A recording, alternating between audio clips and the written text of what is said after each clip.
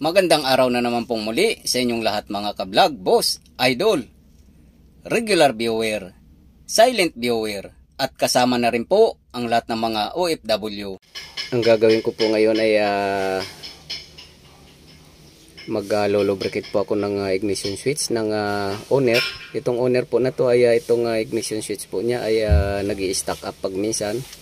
So nahihirapan po yung may-ari nito sa susian niya. Pag minsan isi-switch on niya, hindi po umiikot yung susian. So ang gagawin ko po dito ay itatry ko po muna ang paglulubricate. So kung hindi po makuha sa lubrication ay kailangan na po natin palitan ng bago dahil luma na po yung sasakyan na to. Ito po yung mga lumang owner type na binibili na second hand, yung steering column or steering column assembly.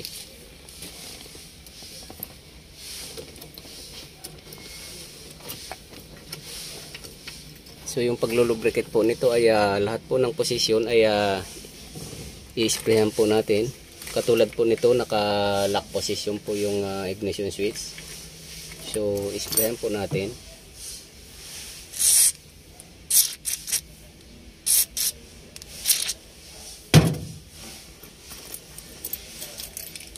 Kasi yung mga mechanism po sa loob or yung mga spring ay naka-position po siya sa lock position. So ang susunod po nga posisyon ay ECC or accessories po. So isprayan din po natin.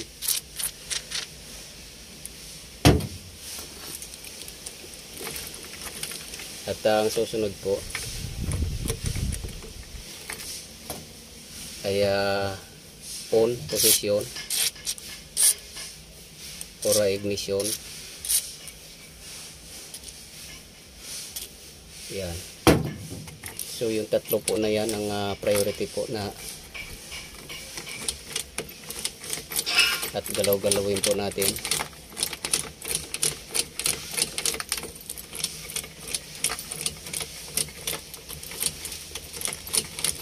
So ayan po, may play na siya. At itong push button na lock, push lock na to, isprayan din natin para mag-play siya.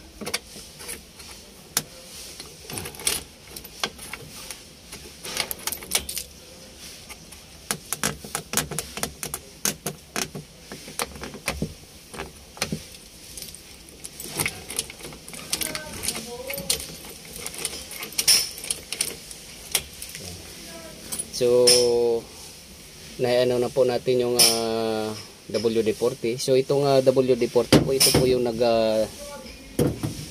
nagtatanggal po sa mga kalawan, sa mga hindi po nagmo-move na mga spring sa loob. So itong ignition switch po kasi pwede pong naka-absorb siya ng sa tagal ng panahon ay nakaano po siya ng mga langis-langis na. So pag napasok po yung mga langis sa loob, so pwede pong mag-absorb ng alikabok yan. Madali po siya mag-absorb. So ang mangyayari, magiging sticky na po yung susian po na to. So para matanggal po yung mga langis-langis na yon, ito naman po yung pantanggal natin, yung panglinis ko po na contact cleaner. So mabisa po to sa pantanggal ng mga langis. So since inisprayan na po natin ng WD-40, so iwawash out na po natin yung langis-langis na yon.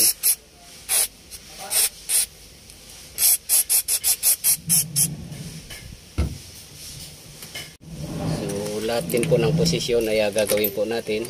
Yan, naka-accessories na po siya or ECC position.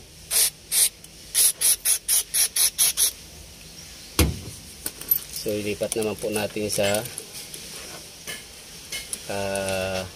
on position or ignition position.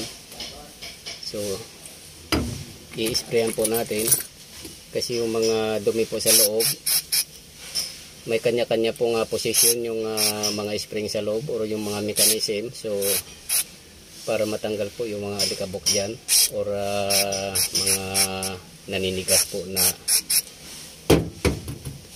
mga alikabok sa loob, para iwawas out nya. So habang ini-spray po natin ay sasabayan din naman po natin ng pag-play ng ignition. So ayan po, naging free na po siya.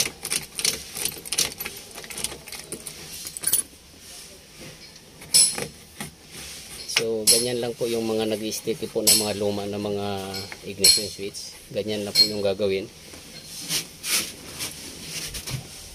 Bili lang po kayo ng WD-40 at saka yung contact cleaner o carburetor spray po. Yun po yung pangtanggal.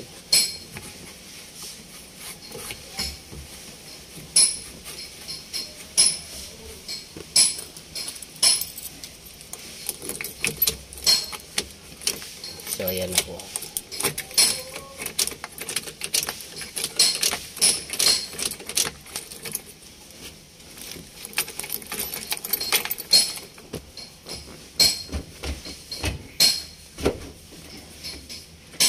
Wala ang tinanggal dyan. So try na po natin.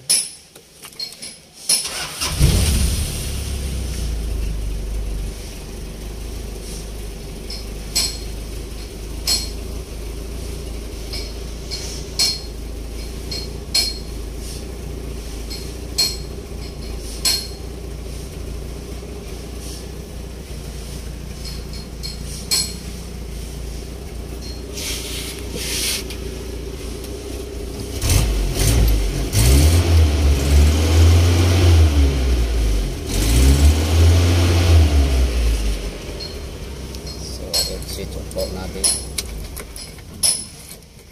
Try po natin ulit.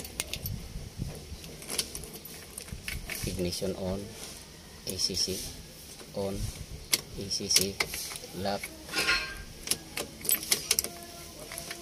So yung pinaka final po ay para medyo magkaroon po ng play yung ignition mechanism po sa loob. Anuhan din po natin ng konting lubrication. Yan. Para magkaroon po ng lubrication sa loob.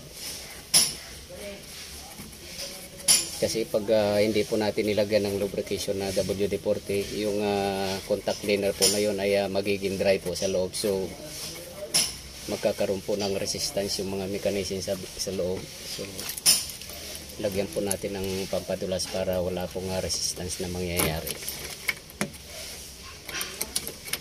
Ayan.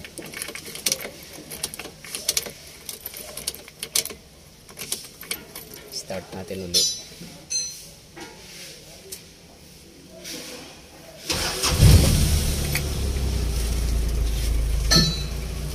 So ganun lang po ang paglilinis po ng ignition switch. So wag natin na hayaan po na magiging sticky po yung ignition switch natin dahil delikado po. Ba magkaroon po ng problema. Eh, nandiyan po yung pinaka-source po ng kuryente na yan po yung dinadalaw yan ng kuryente. So kailangan po pag in-off natin dapat mag-off yung power supply. Pag in-start naman natin dapat mag-start siya, at pag nilock po natin dapat mag-lock siya. So sana po mayroon po kayong konting natutunan sa paglilinis po ng ignition switch. So hanggang dito na lang po muna ang video kong ito. Please like, subscribe na lang po and hit notification bell para sa susunod na mga video. God bless all po.